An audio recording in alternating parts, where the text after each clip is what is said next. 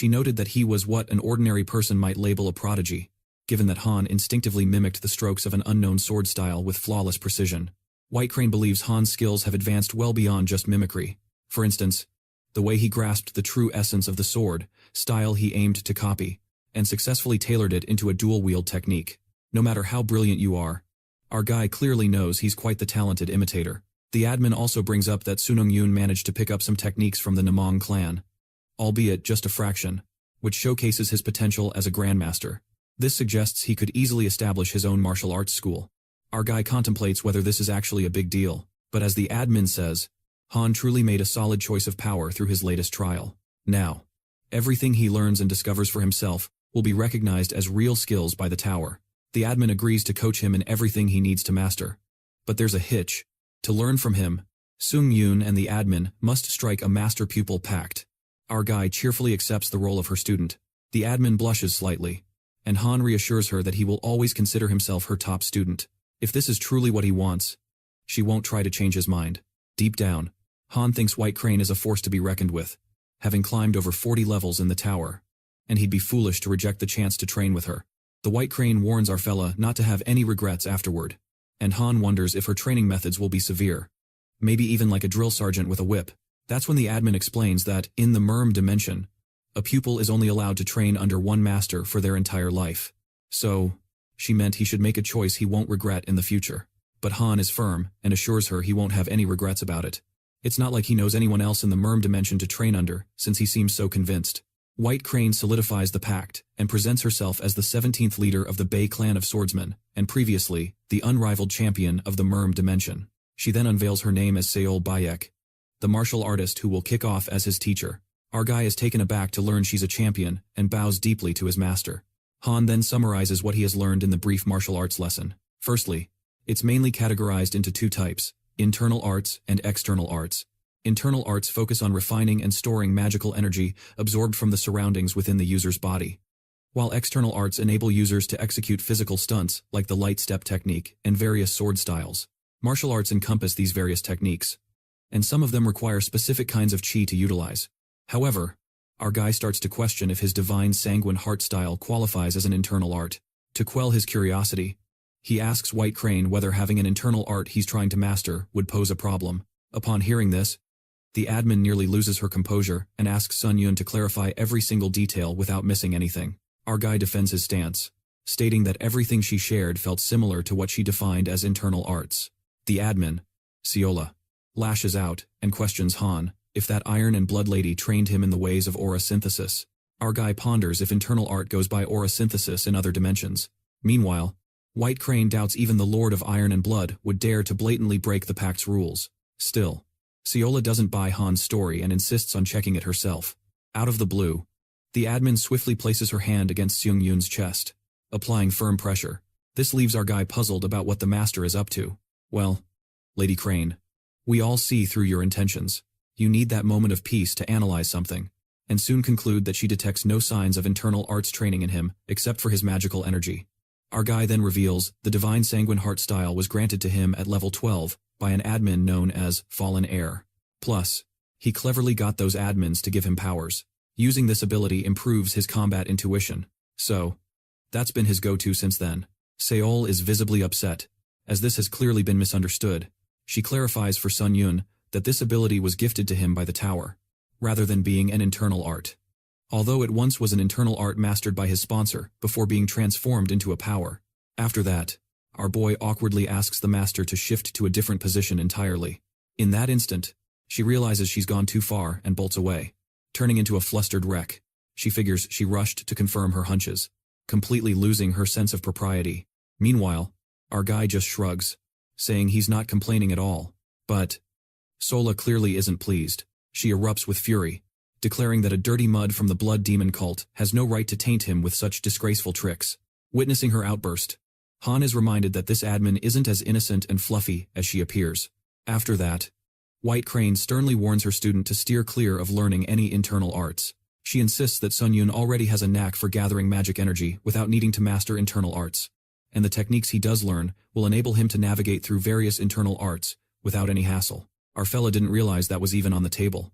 But the admin reassures him She claims the art she wants to teach doesn't require internal arts at all. Nevertheless, she goes on to show him her sword style, instructing him to watch closely and replicate. Han activates the combat skill while Seola showcases her swordplay. Radiating a pink aura, he realizes she's only ever revealed her gentle side and becomes convinced that she truly is the master of the Miram dimension. Out of the 7 white blade styles, Seola reveals the first one, the white blade, Gleaming Sea. She wields the sword gracefully, as if starlight flows through it, while our guy stares intently, mentally logging every move. Seola apologizes for moving slowly, explaining that's the minimum pace for the white Gleaming Sea, but Han confidently assures her that he can handle it. He observes the white crane's movements and it appears she's bending space itself to trap and slice right through. Keeping that in mind, he grabs the sword, mirroring exactly what the admin did. Our guy inquires if he did it right, and white crane is left wide-eyed, questioning what, in the 7 blades, that was. It then becomes clear to us that in every era or dimension, gifted savants have always emerged. They have a natural talent for learning that enables them to accomplish much more than the average individual. Savants effortlessly demonstrate a peak ability to understand, assess, and absorb knowledge on any subject. However, even geniuses like them must practice diligently to fully unleash their skills. In the present, our guy asks White Crane if he messed anything up. Meanwhile, Seola panics, gasping in disbelief, because Han just copied the white blade Gleaming Sea as if it were child's play. And in only one attempt. Yet, she calls out to Han, stressing that he has no clue about the significance of what he accomplished. She likens her 7 white blade styles to Hyuk Namong's divine heavenly blade forms. It's no exaggeration to say her style is far more intricate. White Crane reminds our friend that he mimicked 2 techniques from the Namong family's prized style. The heavenly gliding blade and the heavenly soaring blade, these are also part of the divine heavenly blade forms. Seola explains that her transcendent art consists of complex principles that give mastery over space itself. Yet, Seung Yun managed to replicate her white blade Gleaming Sea on his very first attempt with remarkable ease. In just one demonstration, he executed the same technique almost perfectly. Hearing this, Han is dumbfounded because Seola labels them fundamental concepts, but they don't seem easy to grasp at all. Lady Crane emphasizes that Seung Yun is a savant of intuition. It's due to his inherent intuition that he can understand its essence in a flash. She admits that this is quite rare. While our guy struggles to grasp her every word, Seola drops a bombshell, murmuring that it should only take him a day to learn most martial art techniques. Each martial art style comes with its own principles that a student must explore to truly absorb the style. Besides, since our guy doesn't require any theoretical lessons on principles, it appears he can simply observe and replicate techniques at will. Nonetheless, Lady Crane still instructs him in the usage of magic energy.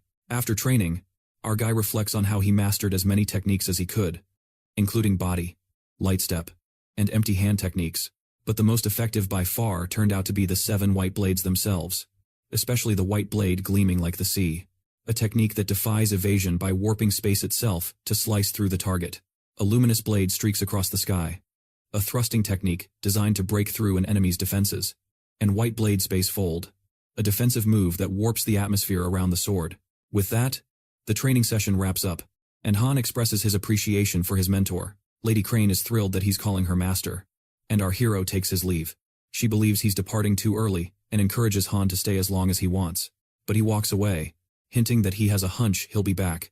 After he exits, Sehwa is ecstatic and grins slyly at Han, referring to her as master earlier. She's also convinced that with his natural talent, he'll rise through the ranks at an incredible rate if he trains hard. After some time, our guy steps into the lobby of the 14th floor, feeling a twinge of guilt since he hasn't mastered all 7 techniques of the White Crane style at his current ability level. In the meantime, he's been fully utilizing the skill known as Demon Slayer style and enhancing it when the opportunity arises. However, in terms of Master's 7-blade style or Namong's divine heavenly blade forms, he just doesn't have enough power to integrate these new styles. Because of this, our hero decides to forge a new skill with his Power Sword Demon's Path, permitting users to cultivate their own unique sword-based abilities. By triggering Iron Blood, Sword and honing combat focus, Han has successfully elevated the divine heavenly blade form and the 7 white blade styles by dual wielding, but none of them are nearly ready to qualify as skills.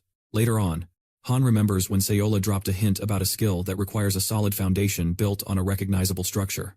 Our fella contemplates transforming White Crane's blade styles into a base style, enabling him to layer the heavenly blade forms on top whenever he wishes.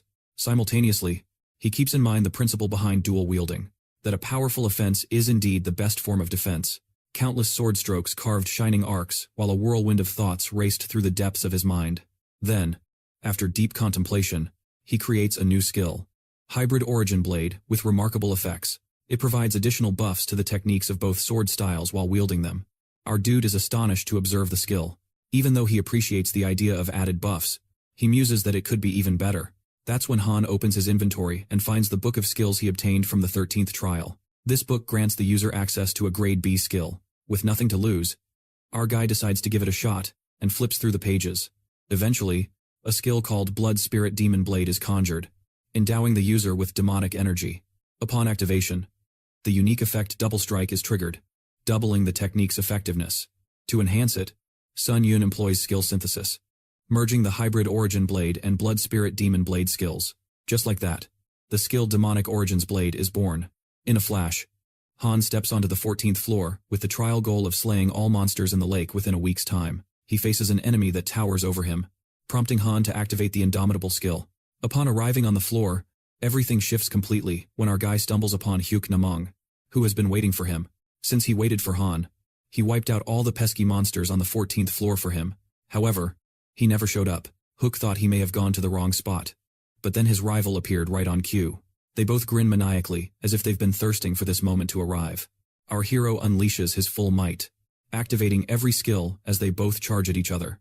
Swords aglow. The clash between Hanung and Namong Hook kicks off. Our hero employs Sword Flame, which leaves Namong completely bewildered, questioning how he's wielding it. Seung Yun quips if he's already taken aback, as he has much more to display.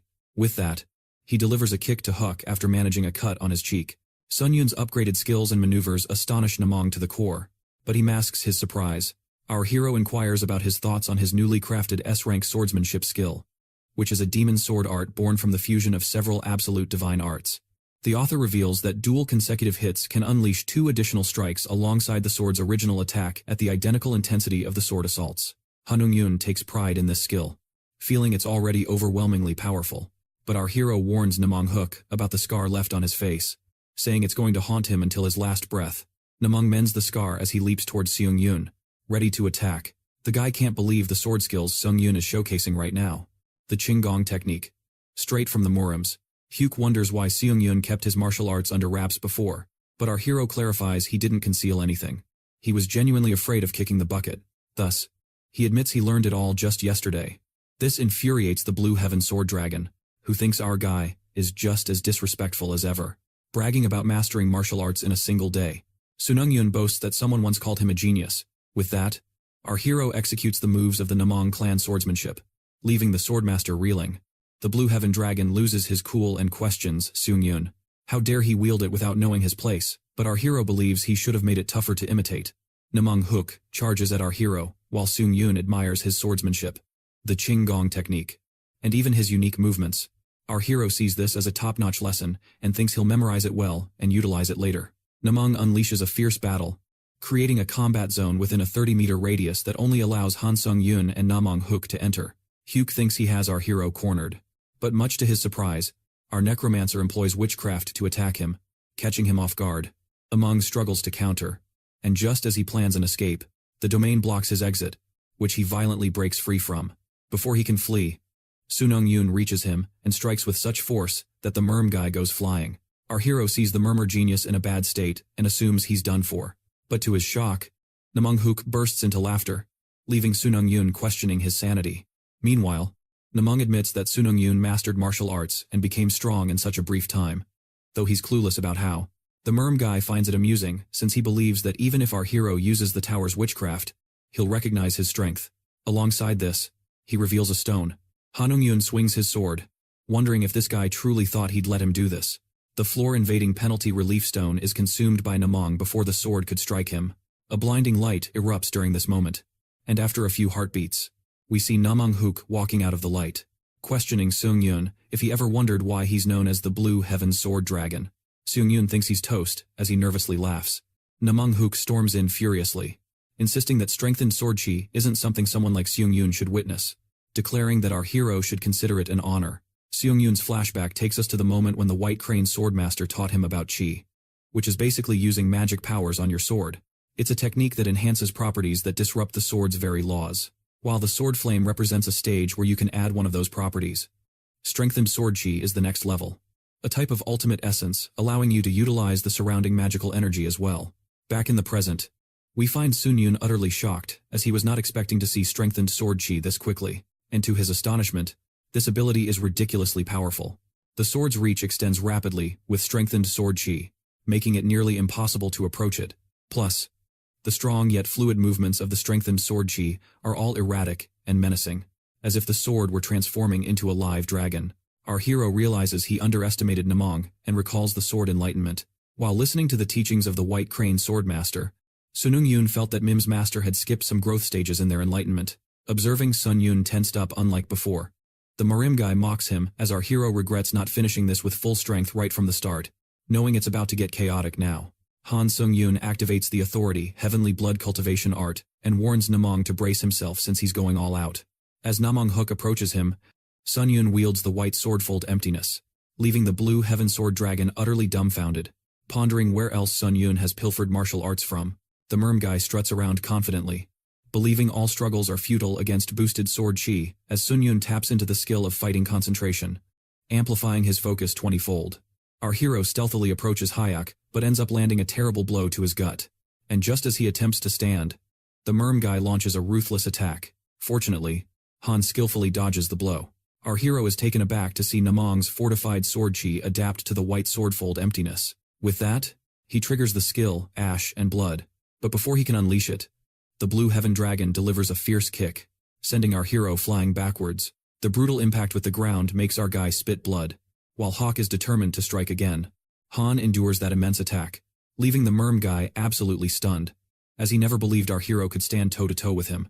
Taking this into account, the Swordmaster opts to wrap things up as he thrusts the sword at our hero, who's still not ready to throw in the towel. Not just yet. Seung Yun invokes the skill counter shield and releases all the absorbed damage in one go, because after all, his hard work to reach this point, our hero isn't going down without a fight. Seung Yun's strike doesn't faze the Swordmaster, catching him off guard, and before he even realizes it, Hawk's sword cleanly severs his head from his body. The skill Last Stand activates, negating Seung Yun's critical wounds, heightening all his senses momentarily, though this skill has a cooldown of 1 week. Thanks to this bonus skill gifted on the 12th floor, our guy's head reconnects to his body. As he regains his bearings, he taps into another reward from the 12th floor, activating the Ancient Emperor's Ash Crown's exclusive effect. Ghost Magic.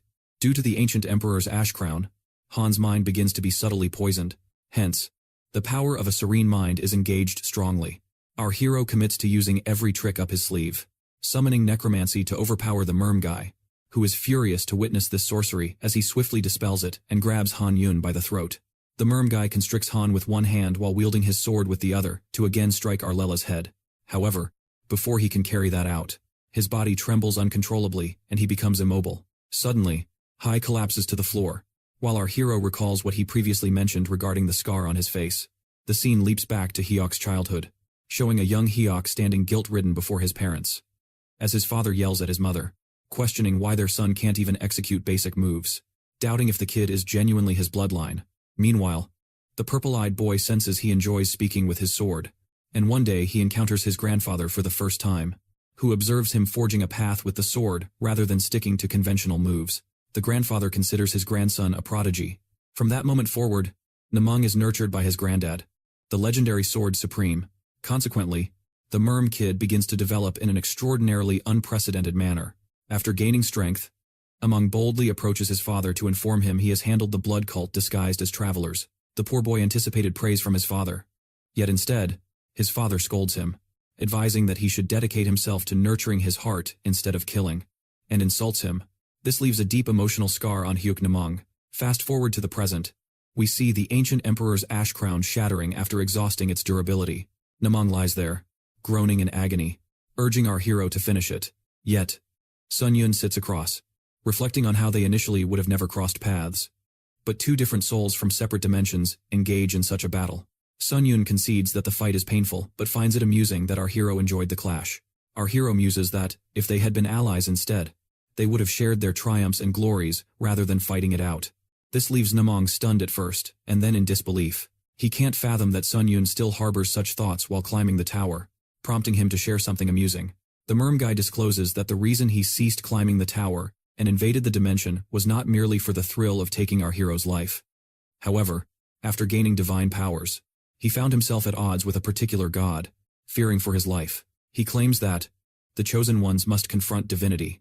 Once they do, they're bound to encounter gods in various forms. The Swordmaster warns Han that he'll soon have to confront divinity. However, if he ascends the tower with such a reckless mindset, then even divinity itself, our hero won't stand a chance in preventing the gods from obliterating his world. Upon hearing this, Han Seung Yun stands firm in his disbelief. He believes that anyone who threatened his life will be eliminated by him. With that said, our hero charges at Namong one last time, ultimately bringing about his demise. The skill, Truth Seeker of Blood, activates as the system cheers for Seung Yun for conquering the 14th floor of the Tower of Trials. The reward for passing, Boots of the Wind Spirit, is now being added to Hans's inventory. Alongside that, our hero receives 10,000 points as a bonus, as well as a pass reward totaling 4,000 SP. Additionally, he acquires 4,000 SP, with the Burrowing Heaven Sword being transferred to his inventory. The system directs Han to the waiting room, where a myth foundation has been successfully set up, and divine authority is activated full force. As the system evaluates the myth based on actual outcomes and the believer's faith, the battle-tested warrior myth is complete, amassing divine power.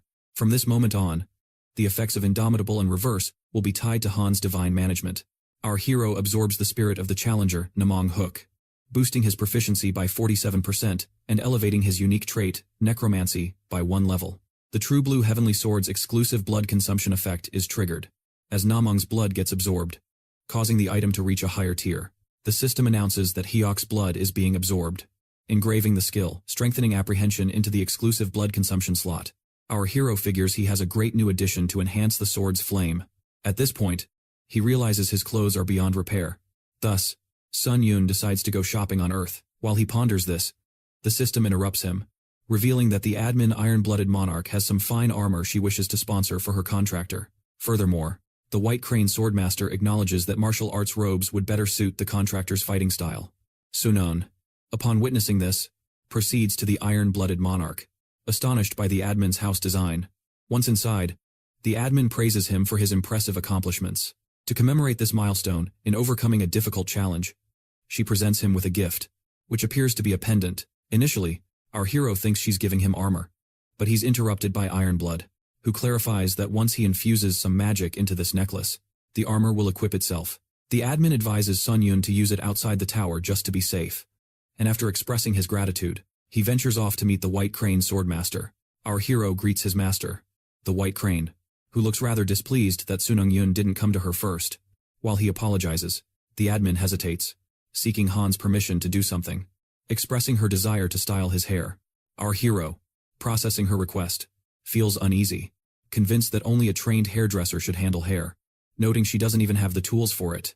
The White Crane Swordmaster reveals that the White Sword, 7 techniques, are perfectly suitable for that task. With that, she cautions Han to stay still if he doesn't want any mishaps. Before Seung Yun could voice his objections, she's already snipped his hair. And surprisingly, it turns out looking quite good.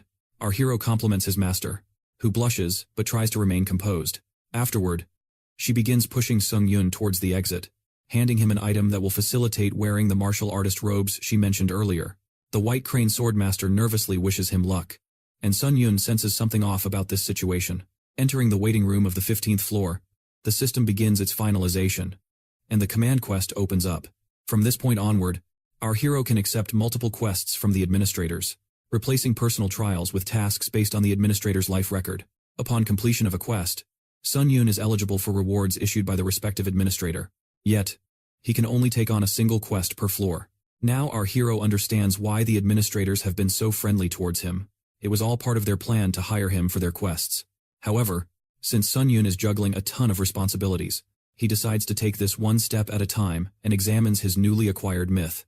The myth of the battle-tested warrior activates an ability, Indomitable, linked to divine forces, allowing our guy's body to operate at full power no matter how he feels. Another ability, Reverse, is also tied to divine influence, and when triggered, our hero can gain even greater boosts the worse off he is in a fight. We witness people as they experience the second interdimensional invasion of Earth, showing footage from yesterday in London. The supervisor informs his team that the chaos began when a challenger from another dimension summoned a mysterious black orb in the skies over London, UK, unveiling alien beings made of magical energy, who, after wreaking havoc, vanished without a trace. The dimension invader retreated into the black orb and hasn't shown any signs of stirring since. Yet the ominous black orb continues to grow, raising alarming fears of another massacre. The supervisor thinks that if they want even a chance at preventing this senseless bloodshed, they need to urgently get the Korean Hunter Association on board. One hunter points out the lack of urgency during the Shinjuku crisis in Japan, questioning why the association is so eager to help this time. The supervisor tries to explain when Han Seung Yun jumps in, declaring it's all about the cash since the Shinjuku crisis was a way bigger deal. Our hero believes that ever since then, the association has been doing pretty well financially. All eyes turn to Seung Yun as he speaks, while the challengers whisper about him amongst each other. After the meeting, our guy meets Han, who apologizes for leaving the tower without saying goodbye and feels happy to see him. Han accepts the apology but requests that he be a bit more thoughtful towards his partner. She then inquires about his combat gear, and Seung Yun informs her that he's wearing it underneath his clothes. Their chat is interrupted as a guy announces that any challengers wishing to join the London relief mission need to board the charter flight this way. Seung Yun turns around, prepared to get on the flight when Hyeon stops him, revealing she has a better plan. Han has a little upgrade from climbing the tower, explaining that some of the support spells she learned involve spatial manipulation. The black-haired girl informs Seung Yun she can now teleport anywhere she wishes as long as she has the right coordinates. And she even got the green light from the association. Seung Yun is informed that he's been chosen as a target for the support spell teleportation, which means he'll be moved to the coordinates set by the caster. With that, they activate the teleportation. Meanwhile, back in London, we see the magical summons from a day ago emerging again as the challengers ready themselves for the next wave, with the Spire as their top priority to protect. A senior challenger instructs the rookie to keep his focus on the portal while he engages in battle, emphasizing they can't allow any contaminants through or they're all done for.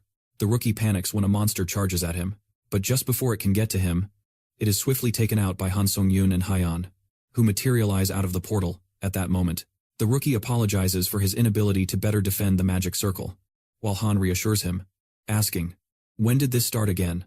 The senior challenger steps up, looking thrilled to see them, calling them their knights in shining armor and apologizing for not introducing himself sooner since time is of the essence. With that, he suggests they leave the situation to them and join the other chaperones at the meeting point.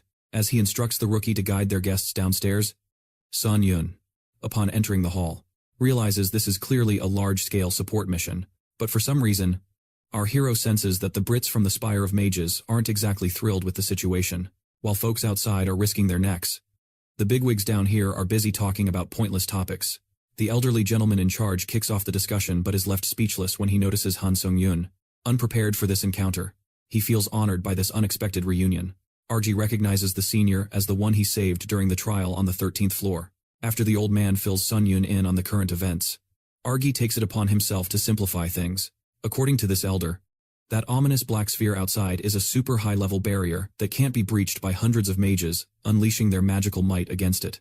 Ironically, the old man managed to break through when it was much smaller, which is how they halted the first wave. But since then, they've had no luck even putting a scratch on it. The challengers present can't help but gossip, puzzled over why Elder Taylor, the old man, relinquished his top seat to Seung Yun. They can hardly believe their eyes. But Elder Taylor rationalizes that this high seat is a small price to pay for the nation's safety and protection. He'd even kneel before our hero if needed, since the others haven't seen what he did in the Tower of Trials. Elder Taylor believes Han Seung Yun is no ordinary fellow, and with that thought, he seeks his insight regarding the situation, asking for a solution. Seung Yun boldly declares that there's only one choice. He must annihilate the black orb. Everyone gasps in disbelief, whispering among themselves. However, our hero clarifies that he has one condition. He wants all the rewards promised to everyone down here for himself. And he means every single one. If they agree to his terms, he says he'll obliterate the orb. The challengers grow anxious, realizing their rewards are at stake. Although Elder Taylor hesitates, he asserts that such terms should be hashed out through proper channels. Yet Seung Yun is fine with waiting. But he fears that at the current rate, by the time they finish discussing it, those channels may vanish, along with London itself. Our hero plans to take action, even if everything doesn't go his way, but he thinks it's always nice to walk away with a little something for himself. Elder Taylor accepts Seung Yun's terms and promises him the rewards, wanting the orb destroyed in exchange.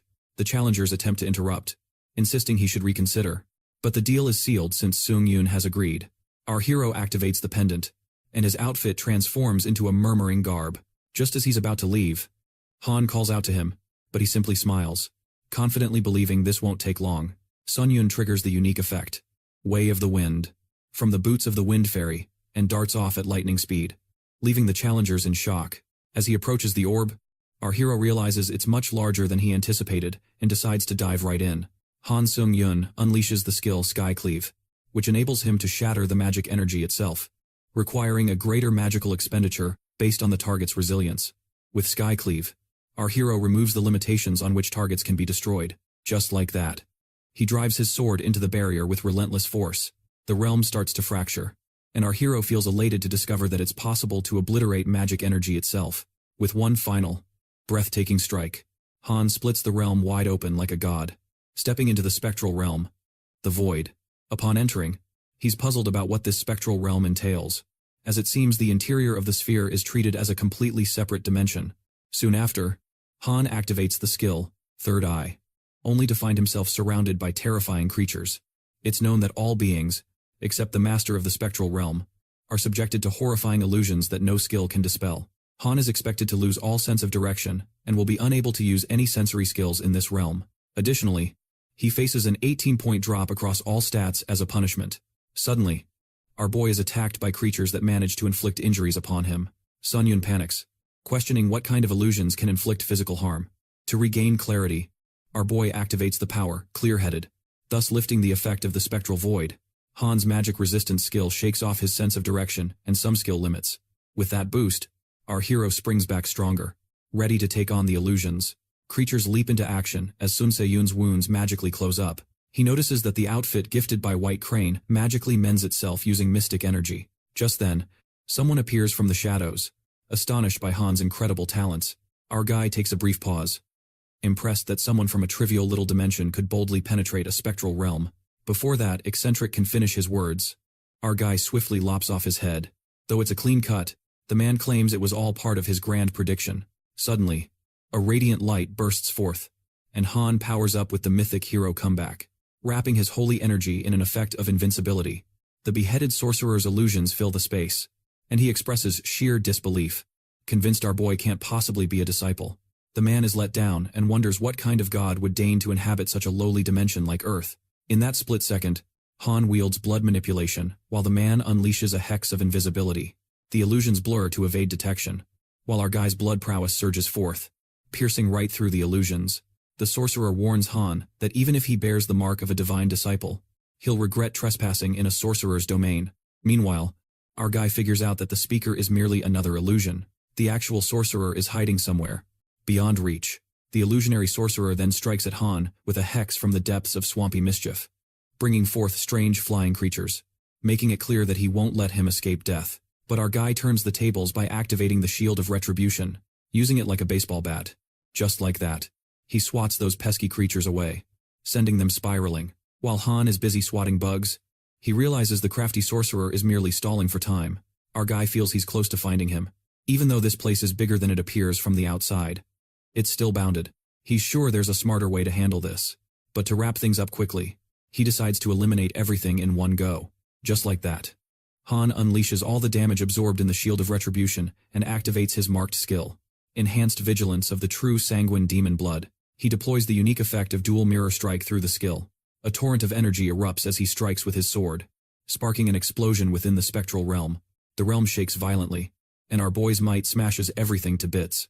At last, the true sorcerer is revealed. The sorcerer quakes in agony, drenched in blood. He questions Han. What business does a monster like you have in such a petty dimension?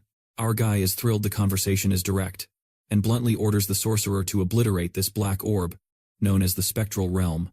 Essentially, Han is demanding the sorcerer to destroy his own domain, freaking the man out as he recalls the blood, sweat, and tears spent creating this space. But alas, our guy can't stand excuses. He activates his skill, Blood Prophet, along with Pain Amplification, making the target feel everything double. The sorcerer finds himself trapped in torment and screams in agony, whining that he's had enough. Yet, his pride is undeterred as he tells our boy that he'd show mercy if he had any inkling of his true identity. The man reveals himself as the future Grand Sorcerer of the Empire, An unrivaled genius of magical knowledge. Nonetheless, our guy doesn't take his words seriously and twists one of his arms, dragging him through hell. Our merciless boy makes it clear he will not ask again, and the sorcerer squeals for mercy, tears streaming down his face. Han then questions him about his name, his dimension of origin, and his purposes here on Earth. The sorcerer dodges the questions, but our guy isn't having it, and threatens him to answer without hesitation. The man ultimately reveals himself to be Seidel from Ari's dimension, confessing that his mission on Earth is to earn faith from the inhabitants of this world. Han presses for clarity, and Seidel ridicules our guy, asking if he arrived without the slightest hint of understanding. However, our boy's patience has run thin, and he delivers a fierce kick, shattering Seidel's ribs. Seidel begs him to end this madness and explains that ancient texts found in hidden repositories show how magnificent mages and wizards transcended their mortal limits through faith. The unwavering faith of these devoted believers swirled within their hearts, transforming into sacred energy that created circles, eventually enabling a select few to ascend to the sixth circle, earning the prestigious title of Grand Sorcerer. Our protagonist asks Seidel how he manages to cultivate faith among people. The mage responds that one method is through sheer terror ignited by absolute power, or the chilling fear that stems from merciless slaughter. Quite an effective approach, indeed. Seidel admits he chose the earthly realm because holy energy mixed with the presence of another deity cannot enhance the capabilities of a mage. Why would he lower himself by stepping into a godless dimension? Han summarizes that the sorcerer committed horrific acts just to sharpen his skills, labeling him as worthless. He moves on to his next query, asking Seidel about the god of testaments and the god of battle. The mage admits he's unsure if such gods even exist. However, he seems to have a death wish when Seung Yun catches him lying through his dragon eye. Even on the verge of death, our guy senses that Seidel definitely has knowledge about the deities, and a vengeful desire arises as he lifts him up. He understands that no one would part with vital information without a fight. Thus, our guy opts to intensify the pain and activates torturers as a brutal method of interrogation. Poor Seidel's body contorts as he endures unspeakable torture, with his bones cracking one after another, blood spilling everywhere. Han is driven to madness, waiting to see just how much more Seidel can endure. Ultimately, Seidel is brought to his breaking point and begs Han to cease this agony. Our guy manages to extract information from him, albeit in a grisly manner. Han Seung Yun then recalls how much he learned about divinity, magic, and the god of testament thanks to Seidel, along with various nuggets of information about the Ares dimension. Our guy appears weary after inflicting torment on others and realizes that it's been 7 hours since he entered this realm. All that cruelty has taken a toll on his mental state. Nonetheless, Han starts to understand the true nature of divinity. First, merely possessing divinity does not make one a god. Secondly, divinity can only be accumulated by unlocking a bodily organ for magic, referred to as Dantian in Muram and circles in Ares. Holy energy derived from divinity is the purest form of magical energy, serving the user's commands with unparalleled responsiveness. In simpler terms, holy energy is the essence of magical energy. More importantly, gathering this energy allows the user to achieve exponential power gains, as it reacts sensitively to their intent. This enables the user to reach skill levels that would otherwise remain out of reach. Han finds it disheartening since he can't comprehend how to utilize it effectively, and comes to the realization that he has a long journey ahead of him in mastering sword auras. He also uncovers 2 methods to store holy energy within one's heart. The first method involves breaking down and refining magical energy, which is demanding and labor-intensive. A potential solution to this issue is to harness faith as a resource. Whether through admiration or fear, being the focus of intense faith will channel that faith into the heart, at least according to what Seidel discovered while investigating the ancient texts he mentioned. The scene shifts to a flashback of Han torturing Seidel earlier. He reveals that an oracle was bestowed upon him by the priest serving the god of battle. Our guy gets a hint about the god of battle, and he had no clue they were so intricately involved in all of this. Seung Yun recalls when the god of testament warned him against placing his faith in other gods, as it risks inciting the wrath of other deities.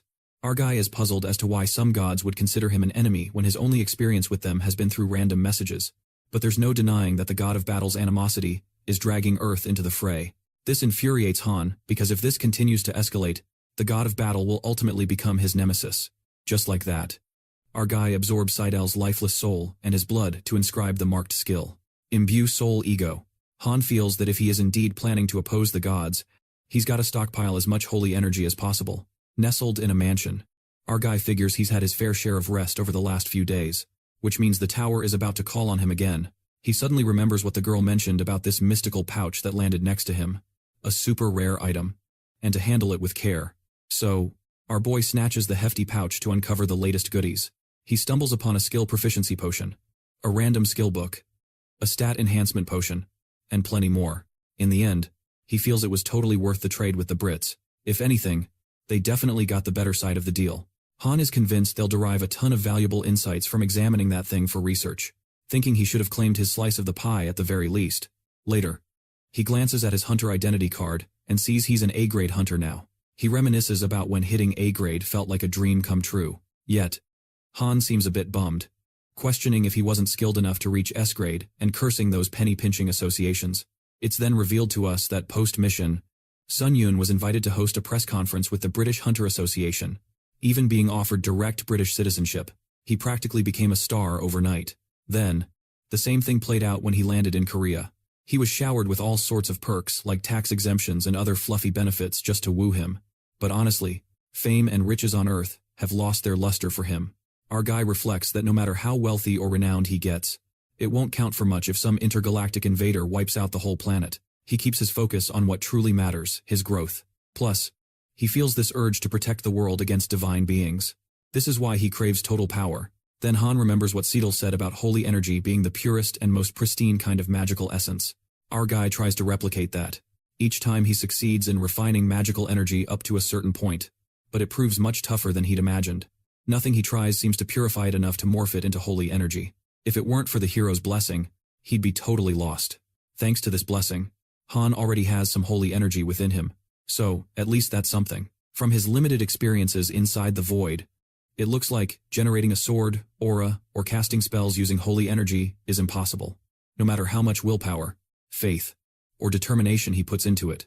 It's similar to when he was known as the comeback hero and vampire slayer. Perhaps his holy energy was influenced by all that faith surrounding him back then.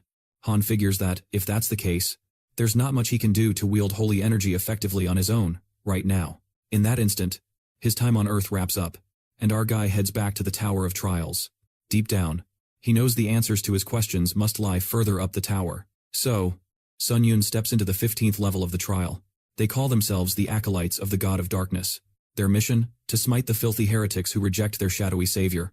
The hunters can't shake the chill these monsters bring, as they have never encountered anything like this in their lives. Those hunters appear to be part of a party, wondering why their leader even took on this wild contract. Regardless, a big fellow yanks open the tent flap and angrily shouts at someone to drag themselves up and out of the stinking bunk. The big guy emphasizes that he won't tolerate any dawdling in his camp.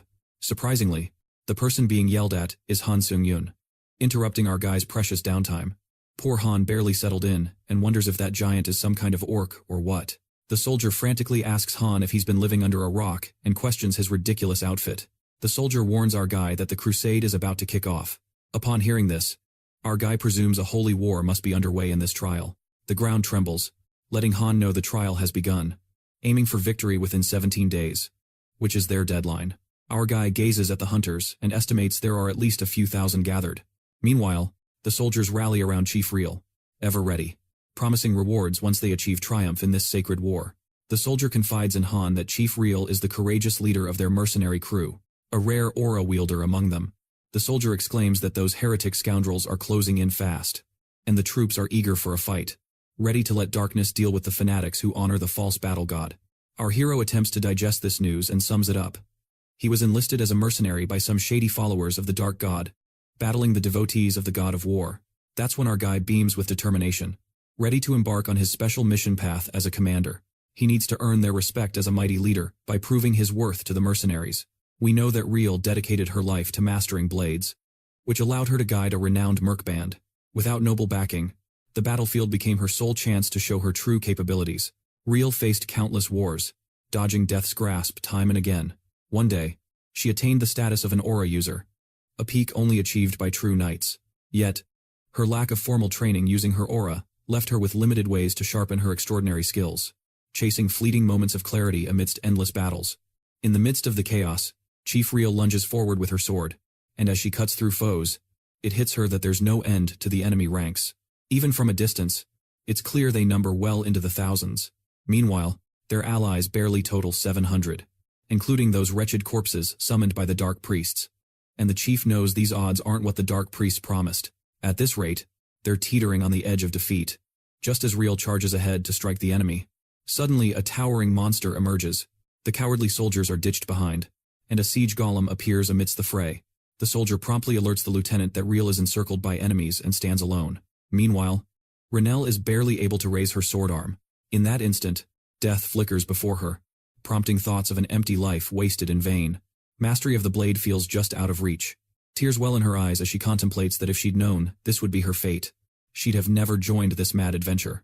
Just then, a miracle occurs. Our guy appears right on cue, slicing through enemies in a flash, leaving the chief momentarily stunned. He tells her he'll hold them off for the time being and urges her to retreat while there's still a chance. Rill is left speechless. Amidst the warfare chaos, she hears Han's voice, calm and soothing, cutting through the clamor surrounding them. She wonders if this is a vision conjured before death. Meanwhile, Seung Yun embraces his monstrous side, annihilating enemies with relentless precision and ferocity. Rain's eyes widen as she witnesses Han wielding an aura flame. The small fry in the Battle of Gods take notice of him as he slices through foes effortlessly, employing his newly acquired sword techniques. On the battlefield, Real watches in awe at the perfect blend of raw power, graceful elegance, and fine finesse. It feels as though she's watching a breathtaking performance. She blushes, mesmerized by our guy, having never seen such a spectacle. Meanwhile, our guy is reveling in the chaotic melee because this is what he's been waiting for. This means he can refill his stamina and magic energy by consuming dead spirits and blood. However, it's unfortunate that the necromancy skills only improve slightly with each kill. Not quite the significant growth Han hoped for. Like a ferocious beast, our boy relentlessly hacks through the monsters, absorbing new skills at random. Grinning, Seung Yun slams the ground with immense force, sending enemies flying. Suddenly, the urgency hits them, and the foes realize they must retreat rather than confront this terrifying monstrosity directly. The enemy releases siege golems to stop the disaster that is Han Seung Yun. Our warrior employs the 7 white blade style, white blade piercing the sky, and in one powerful leap, he takes down the siege golem. The allies stand slack-jawed at the sight. Meanwhile, Renelle recognizes that the move Han just pulled off is the very same technique he used to save her life. She vividly recalls thinking it was as if he twisted and warped the very fabric of space, concluding that such incredible feats are far beyond mere swordplay. Meanwhile, our hero flawlessly slices through the golems, sending the army of the god of battle into a frenzy. They can hardly believe their mighty siege golems, the pinnacle of magical excellence, have been taken down in a single strike. It's utterly ludicrous to them. Clearly, they had received no news of an adversary of such power. And in that instant, a follower of the god of battle steps forward, urging his comrades to keep their faith strong, reminding them that no matter how powerful, the enemy stands alone. The crowd erupts with joy at the sight of their battle priest, Moyer, making his entrance. Indeed, the battle priest has come to rally his followers, instructing them that they've yet to unleash the Church of Battle's secret art. He commands them to prepare the mass debuff ritual. Once it's initiated, even a full-fledged dragon wouldn't escape its effects for a while. Battle Priest Moore commences the mass debuff rite, encouraging his followers to eliminate one more heretic to claim victory in their crusade. Yet, this debuff hardly phases our protagonist as he continues to annihilate the enemy as if he were dancing on the winds. Even Priest Moyer is left dumbfounded, gaping at how this incredible monster can brush off the mass debuff spell with such ease. He starts to wonder if Han might just be a disciple of their enemy god. Meanwhile, our guy swiftly stabs the battle priest in an instant that the bald man barely perceives. Once he pierces through the priest, Han employs blood manipulation to strike at the other followers, expertly camouflaging his movements. The blood arrows hit the remaining priests, leaving them bewildered by the projectiles aimed at them. From Han's perspective, realizing that blood manipulation in plain sight might attract unwanted attention was akin to inviting trouble. This time, he devised a clever plan to keep it subtle. Essentially, he used tiny blood droplets to craft claymore mines that shredded the enemy to pieces. Our guy is nothing short of a genius. Still, a wave of panic washes over the priests as they realize that Lord Moore can no longer protect them, prompting an immediate call for retreat. The system informs Han that he has completed the trial's special objective, unlocking the path to command. As every combatant on the battlefield has become acutely aware of his presence, he also earns the title of one-man army. With our fella having single-handedly obliterated the enemy, he has quickly earned the respect of his allies. The lieutenant who previously admonished Han for slacking now shows him the way to the tent that will be all his. The big guy offers an apology to Seung Yun for his earlier impudence. Our guy brushes it off, knowing better than to expect anything less from an orc. Confused by being labeled an orc, he waves farewell since he's feeling quite worn out. Our guy strides into his tent, proud, and triumphant, having taken down 1,000 foes, and now they're already treating him with admiration. Han reflects on the message received during the battle about claiming countless lives and harvesting just as many souls. He's been informed that he is gradually unlocking his potential as the god of death. He recalls experiencing something similar when his necromancy trait rose to grade A. While Han tries to grasp what this truly entails, he suddenly senses an anomaly and draws his sword. Just as the tent rips apart, Reel crashes down, landing flat on the ground. She's not shocked that Han is as sharp as she envisioned. Argy, flustered, informs her that she could have easily met her end here. Yet it's fortunate he didn't actually try to harm her. The chief expresses gratitude to Han for saving her life earlier, though our guy isn't pleased to have his privacy breached. Guessing that sneaking into someone's tent is a tradition in these parts, Reel becomes flustered, believing he may have misinterpreted the situation. Nevertheless, she insists Han is no common mercenary, and our boy finds himself at a loss for how to respond, since she witnessed everything that transpired on the battlefield. Thus, she won't be convinced without a solid reason. Even our guy admits that he may have gone a bit overboard on the field. Reel shares that the godlike display of his martial prowess was a sight to behold, a true marvel. She's convinced that an ordinary mercenary could scarcely achieve even a fraction of such greatness. With a fierce glare, she demands Han to unmask his true identity. That's when our hero dares to claim he's the disciple of the dark deity, a follower of their Lord and Savior. Deep down, he feels pressed for time, hoping she'd buy his outrageous tale. Reel starts to tremble, questioning if Han considers himself an angel, while our hero fears he's caught, believing she sees right through him. But to his surprise, Reel bows before the fearsome disciple of their god, seeking forgiveness for her earlier disrespect. Our guy panics and urges her to drop the formalities. He stresses the importance of keeping this under wraps for now, explaining that they wouldn't want to spy on their tale. Rhaenel calls him Lord, and asks Han if she truly deserves such critical information. Han continues to play the game, saying he must trust a genuine companion like her. Just then, the chief's face turns crimson as she finds herself in his embrace. That's where Han's second special mission, the Path to Admiration, kicks off. He must forge a bond with the top mercenary and mark her with an arrow only he can see. That arrow appears above Reel's head. Now the leading mercenary in Han's camp. Since our hero has already tackled the path to command, it's time he found someone to help lead this haphazard army. To set things in motion, Han takes Rain's hands, confident that this challenge will be a piece of cake. While Bro knows the art of smoothing things over, afterward, Seung Yun can't help but smirk. Having just hit triple digits in all his stats and absorbed a bunch of fresh skills, he decides to organize them while he has the chance and checks his skills list. Yet, Han notices that none of them stand out as especially useful at the moment. That's when skill synthesis comes into play. He activates the unique ability to forge new skills when suddenly, the power of Hero's Blessing interrupts, momentarily boosting his luck to a new level. Out of nowhere, light bursts through the tent, generating 3 new skills. Our guy is thrilled that this skill activated on its own, just like the time he crafted the demonic origins of blood. That reminds him he's not finished yet, so he selects the marked skill in the blood phage slot. The marked skill, Imbue Soul Ego, from the Vampiric Count. Upon imbuing an item with a soul ego, the item is possessed by a fitting soul. Han discovers it's a one-time skill that vanishes after use. It sounds good to him, especially since he might utilize another blood phage slot in the upcoming trial. Regardless, he activates the Imbue Soul Ego skill on the True Sanguine Demon Blade, and is prompted to select the item for imbuing a soul ego. With 2 swords before him, our hero figures he'll give one of his weapons a lively personality to aid him in battle. So, he opts for something he's been fighting with for a while. He selects the True Sanguine Demon Blade to receive the marked skill. He picks the weapon designed to evolve alongside him. Suddenly, the sword bursts into flames and becomes infused with the soul ego of Chaon Yudam, the 7th Blade Demon. Shortly after, the sword chuckles and recounts the oppression and disdain it had faced. Chaon's soul is now part of the sword. Feeling triumphant about rising again, it laughs and demands worship, declaring the blood demon Chaon Dam has returned. At that moment, our guy feels a bit of a twist because he wasn't anticipating a bloodthirsty maniac to take residence in his sword. Later, some hunters are honing their corpse combine technique when our guy strolls in, stealing the spotlight. The murmurs start up when they call Han a slaughterer. Despite his youthful appearance, the other soldiers can hardly speak of their battlefield experiences, concluding he's a true demon.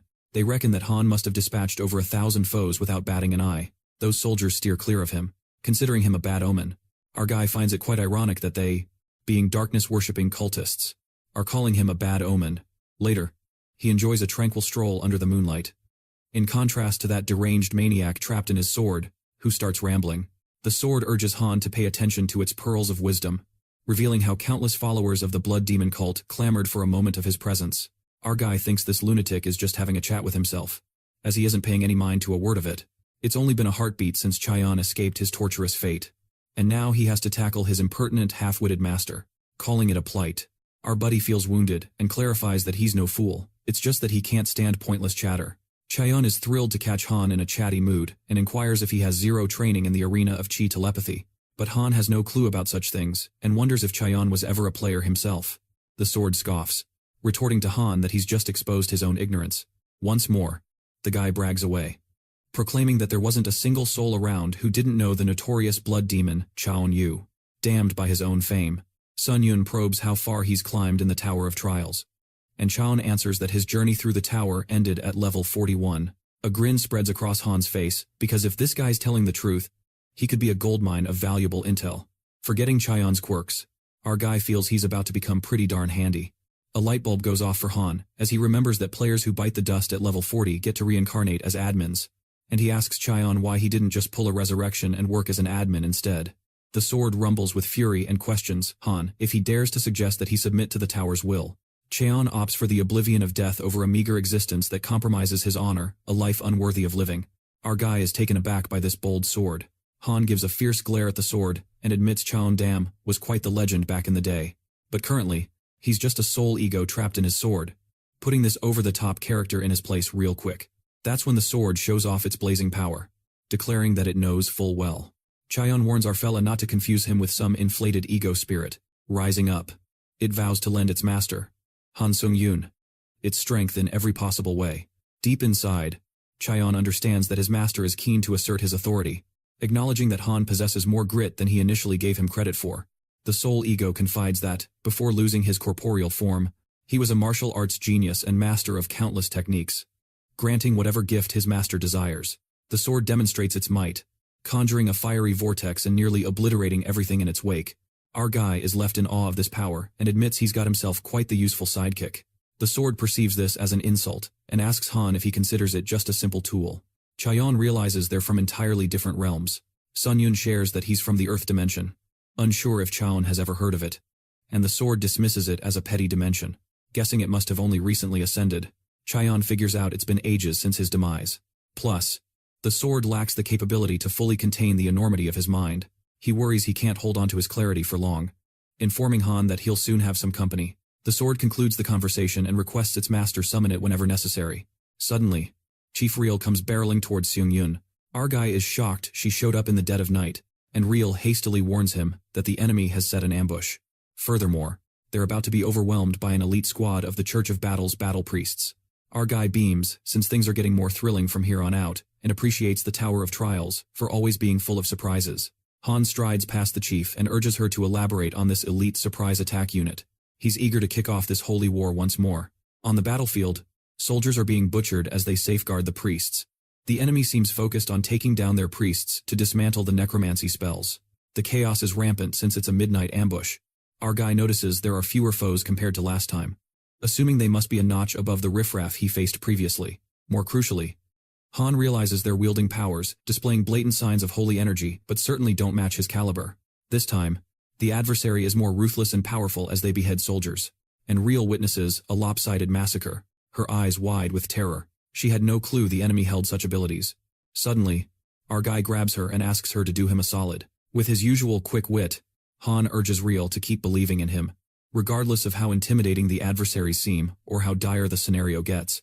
With a charming smile, our hero claims he's got faith in her too. Poor Reel, flustered as ever, is ordered by our hero to rally their forces and keep the priests safe, because he knows this holy war needs the priests alive to see it through. Han's irresistible charm uplifts her spirits, and she resolves to do everything in her power to protect them all. This ignites a deep admiration within the chief for Han. Thus, he reaches the special goal of admiration. Chief Reel dashes alongside our hero, joking that if they cross paths again in this life, she'll owe him a drink at the very least. Our hero loves the idea and plans to gather a wealth of war tales to share during that drink. With a leap, Han triggers the Dark Wolf stride skill, boosting his speed by 100% in shadow, like a gust of wind. Our hero slashes through foes as if he were a specter, teaching a valuable lesson. Striking under the cover of night might just be their last mistake. The soldiers are caught in a whirlwind of chaos as enemies charge towards the healers, positioned at the back. The enemy brutally decimates the soldiers, prompting the lieutenant engaged in combat to bark orders for everyone to regroup because once they break ranks, they'll be picked off like lost pups. Just as the lieutenant takes a stab to the side, Chief Riel delivers a powerful slash, cutting the enemy in two. Riel stands undeterred, convinced the lieutenant isn't likely to complain about a mere jab in his belly. The big guy seems just fine. While Rienel urgently instructs her troops to return to formation, the chief springs into action, directing the tank units to establish defensive positions, instructing the archers to unleash their full firepower, and ordering melee fighters to protect the healers at all costs. Han's army feels a surge of morale, ensuring their formation remains intact with a clear chain of command. The adversaries insultingly refer to them as filthy insects, asserting that victory belongs to the Church of Battle. They advance, setting their sights on grabbing the lady at the core of their ranks, while their soldiers rain arrows down. Outnumbered, the lads on the front lines appear to be nearing collapse. Yet the soldiers plead with the chief to send them into the fray. Chief Rienel firmly insists they maintain formation as their singular focus remains on protecting the priests without fail. She implores the soldiers to hold their ground, hoping that soon the tide will turn in their favor. Meanwhile, our hero, activating the Dark Wolf Stride skill, ambushes the enemy at light speed, turning them into mere shadows of their former selves. Rienel is ecstatic now that Han the Slasher is in the fray. However, what surprises everyone is that our hero opts not to take lives, but instead wraps the foes in crimson magic ropes. Chaeyon, from within the sword, expresses his disbelief at such a foolish strategy. He questions Han's choice to squander his power on tying up ragged prisoners of war. Even the sword seems unfazed by the ruthless manner in which our hero has dealt with the enemy. Kaon muses that Sun Yun would have been a perfect fit for the Dark Path had he been born in the Merm dimension. Suddenly, Han's eyes widen as he notices a faint strand of magical energy reaching out to him. It dawns on him that it's chi telepathy, a method for voicing messages through magic energy. The ego of Chanu Dam expresses astonishment that our hero has mastered the skill of chi telepathy in such a little time, finding it hard to believe. While Han assumed it was manageable for anyone harnessing magic energy, the soul ego points out that he's essentially mocking countless martial artists in Murim as talentless hacks. The sword concedes that Sun Yun is nothing if not fearless. Yet his confidence is well placed, given that only a true genius could invoke his soul. Our hero has no rebuttal for that. As Chan's soul recedes, the demon of slumber claims him. Just then, someone approaches Han, addressing him as Sir Swordsman, requesting him to come along, mentioning the Archbishop has summoned him. Upon arriving, the bishop refers to Han as the slayer of many and expresses gratitude that he chose to attend. Our hero suggests dropping the grandiose title and just referring to him as Nameless instead. The Archbishop finds this intriguing, realizing why the God of Darkness would be pleased to have a man like Han among his followers. While our hero feels quite complimented, the bishop dives right into discussing his reward. Without wasting any time, the bishop inquires about the extent of the reward Han is aiming for. Our guy seizes the moment and unleashes his skill, Absolute Charm. He then poses a bold question to the Lord Archbishop about the amount he's prepared to offer. Han shoots him a fierce glare, and with Absolute Charm in action, the Archbishop succumbs to a wave of fear. This chilling effect clouds the target's judgment and sharpens Han's focus. A rush of terror courses through the bishop, causing him to tremble, as the old man reluctantly grants Han the greatest honor he can offer. Gripped by panic, he hands over the holiest relic kept by the Church of Darkness.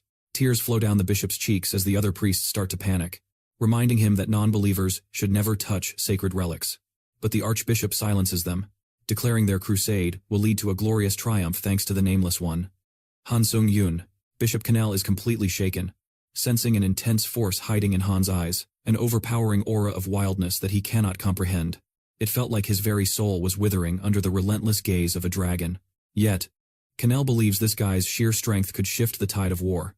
The bishop then hands Han the sacred relic, a holy item that embodies the essence of God, and there's nothing more revered within the Church of Darkness. Arfella activates the dragon's eye to inspect the relic and discovers it's the seal of Dark Alms, granting a unique ability when stamped on the hand. The second relic is the Ember-devouring Night Shroud, with a unique effect that consumes all holy energy for resurrection.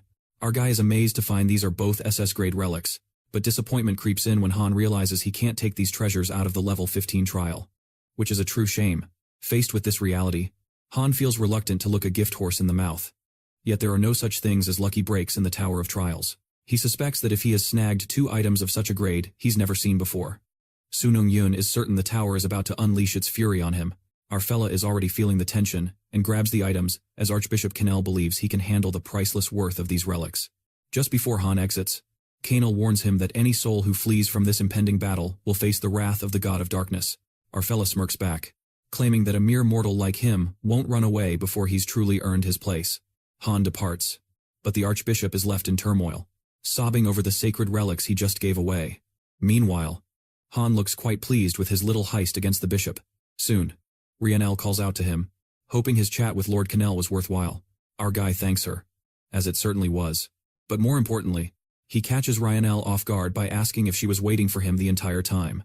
She blushes and awkwardly suggests it's a great time to buy him the drink she promised. Rhiannon seems to have her own favor to ask, leaving our guy perplexed. Later, they are sipping on beers, and Rhiannon appears already tipsy. Our guy wonders if this is the strongest booze they have, as he feels no effects whatsoever. Not to mention, any drink in the tower potent enough to get him drunk would be lethal to anyone else, since his limits surpass those of normal humans. Now, the chief is curious why Han isn't even slightly drunk yet, and our guy replies that he prefers to keep his wits sharp for good company. Han then asks her about the favor she alluded to earlier. In that moment, a shadow flickers across her eyes, revealing Rhiannon's flashback. In the memory, Rhiannon's father begs the knights not to deprive them of food. The knights shove her father aside, referring to him as a lowly peasant. Little Rhiannon boldly strikes out against the knights for their mistreatment of her father. She also receives a kick from the knight for her insolence. Just like her father, the knight suggests she become a knight herself if she thinks it's so unfair, since peasants like her only have themselves to blame. Yanking free from her memory, Rhiannon summons her courage and hurriedly reveals that she needs a skilled instructor, pleading with Han to teach her the proper way to wield a sword. Meanwhile, our guy finally discovers what her favor really is. It's just a personal gig with no fancy objectives or rewards on the line. Han realizes he already snagged the special goal that had Rhiannon ordering him around, so there's nothing left for him to gain from lending her a hand. Plus, he figures it's best not to get too close to someone living in a world built by the Tower of Trials. He thinks it's simply a waste of time. Just then, Seung Yun stands up and bluntly turns down Real, outright refusing to help her. Right as our indifferent hero is about to walk away, the chief stops him and begs for his help. In a desperate tone, she mutters that she needs to reach her potential, no matter the cost. She slams her forehead to the ground in despair, bowing and pleading for his guidance, ready to do anything in return. Han can't help but smirk, convinced that the time spent isn't time lost. Later, Real radiates determination, but our guy tells her to take it easy. He appreciates her enthusiasm, but he warns that all that tension might hinder her flexibility. It applies to everything. Our guy spins her around, thinking what she lacks the most isn't just battle experience, but a boost to her magic energy system, known as Orathesis in this realm. Han places his hand on her back, channeling magic into her. Rhiannon feels a rush of energy flowing through her, as he teaches her to control it. It's like he's holding her hand through the process. She senses something familiar despite the subtle differences. With every little tweak, her magic pathways are optimizing more than ever, tailoring to Rhiannon's magic style and behavior. Han confirms he's crafted the ideal magic circulation system just for her. Now, it's up to her to practice this aura synthesis technique every single day. After their training, Han retreats to the tent to finally snag some personal time. He considers sorting through the rewards and pulls out his pouch. Flashback time. After he took down Seidel in London, the British Hunter Association showered him with an abundance of rewards. It was overwhelming to even count them. But the catch? It's all about quantity over quality. As Han wonders what to make of this pile of useless junk, he recalls a handy new skill he picked up from the last trial. With the perfect opportunity at hand, he activates the Iron Eater skill, which frightens him at first glance. This skill boosts the user's physical state when munching on iron. Yet, Seung Yun chomps on an iron staff. Once digestion is complete, his stats skyrocket instantly. To test this out, he bites into another iron piece, the heavenly iron gem, and coughs up a black sludge. It seems to be all the impure energy built up in his body. Surprisingly, Han feels lighter afterward. That's when he realizes he can't judge a skill by its name because Iron Eater is incredibly useful. With a grin, he digs into the metal like it's a buffet, never imagining the day he'd relish munching on metal. Our guy devours 8 metal items in a row, his limit, and finds it somewhat underwhelming. When the skill finally shuts down, he digs through his coat and retrieves the sacred relic, the seal of the Alms, which has piqued his curiosity from the get-go. He discovers that branding himself with the seal might mean keeping its effects forever, even after he exits the 15th floor. Our hero isn't keen on the idea of a permanent mark on his skin, but the potential benefits seem worth the risk. That's when Seung Yun stamps it on his hand, and the item vanishes into the mark, erasing it from his inventory. A burst of vibrant energy flows in, leaving a mark on his hand. Suddenly, Han is bombarded with a wave of admin messages. They're in utter chaos, protesting against the Tower of Trials over how generous the seal of the Alms is. Our guy is astounded by the admin's explosive reactions to the mark on his hand. While they express outrage over the perceived injustice, they urge the tower to retrieve the seal immediately. Han is left scratching his head at the admin's overly dramatic responses. It feels as if the tower handed him a gift that was never meant for anyone. Just then, all notifications start glitching, revealing that the Tower of Trials is temporarily blocking admin messages. The tower issues a stern warning to all admins, declaring that any further oversharing of unauthorized info will lead to a ban on watching player Han Seung Yun's future trials. Clenching his fist, Han realizes there's definitely more to this sacred relic, and he's determined to uncover the secret it holds. That's when our hero raises his marked hand, triggering the unique effect of the Dark Alms item seal. He's asked to make an offering to a deity using the talents, abilities, and treasures he possesses. Han scowls at this strange demand, pondering why on earth he'd offer something to a god he might end up battling one day. Still, he figures it's probably a tradition to test out every new feature for himself. He pulls an item from his pocket plane and, lucky for him, he has a stash of items he intended to consume with Iron Eater. He starts off with his least valuable item. Just then, he's prompted to choose a god for the offering. In that instant, the system glitches, and Han senses something is off. It turns out no other divine presence is noted in his holy energy. He's recognized as an independent divine being, simply presenting himself for the offering. The little sorcerer's staff is accepted, and the next event blows Han's mind. The accepted item transforms into holy energy and settles within his heart. A bright light bursts from his chest, leaving our hero utterly bewildered. He can't wrap his head around how he just made an offering to himself. Yet, one thing seems clear. Han can essentially gather holy energy on his own, although he doesn't use it much. He bet he'll discover various uses for it as he uncovers new myths. For now, he collects as much holy energy as he can. And regarding the other sacred relic, the Ember of Night Shroud, he keeps it close by. Han believes there's gotta be a reason the tower gifted him these items. He's convinced a moment will arise when he'll need to depend on them. And just like that, new battles came daily, and soon Han racked up an impressive tally of victories. His mercenary and priesthood friends soared in morale, although they still felt quite lost without him. It turns out our guy was worrying for nothing. At this pace, this whole trial will wrap up before he knows it. Suddenly, the horizon shrouds in a crimson glow, and everyone is fixated on the sky. In that instant, the red energy cascades fiercely, plunging toward its target. It seems Han is the one targeted by this power smite, and the furious energy bursts through the sky. Our guy senses the impending danger and feels a chill. To avoid being obliterated, he activates the shield of Retribution for maximum protection. It crashes to the ground, annihilating everything in its path, while Han remains unharmed. Oddly, feathers drift through the air as a winged divine being descends.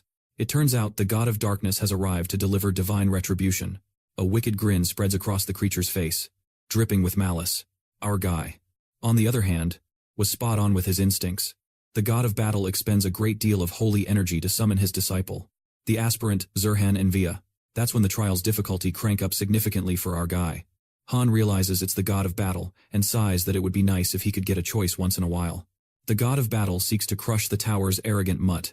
Referring to Han, the god declares that through death, Han will learn humility, and his desire for godhood will haunt him as his final regret. It seems our guy has made the god furious, and now chaos is unleashed because the god wants nothing but Han's life. Even our hero realizes he won't survive unless he unleashes all his power right from the start. Han activates every skill possible and prepares to fight. Just when our guy thinks he needs to be quick, the divine being, in a flash, grabs his face and slams him into the ground. The power smite plummets from the heavens, striking Seung Yun. Before anyone realizes it, our main character meets his grisly end.